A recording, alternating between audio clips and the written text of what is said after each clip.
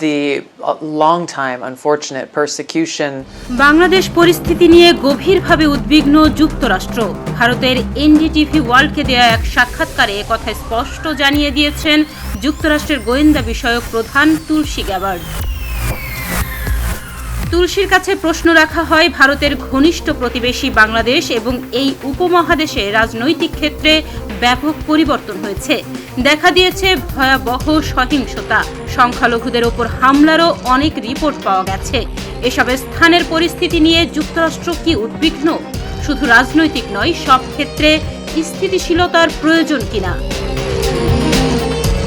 জবাবে তুলসী বলেন, অবশ্যই। দীর্ঘদিন ধরে হিন্দু, বৌদ্ধ, খ্রিস্টান এবং অন্য ধর্মীয় সংখ্যালঘুদের বিরুদ্ধে নিষ্পেষণ, হত্যাকাণ্ড ও নির্যাতন অব্যাহত রয়েছে।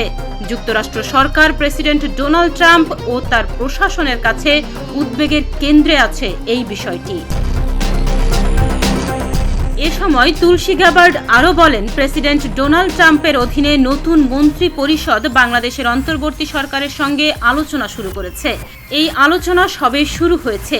উদ্বেগের বিষয়টি রয়েছে এর কেন্দ্রবিন্দুতে।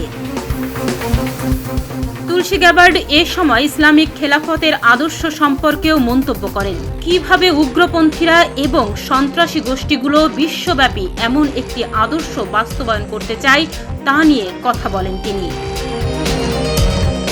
তাহমিয়া ইয়াসমিন, প্রতিদিনের বাংলাদেশ।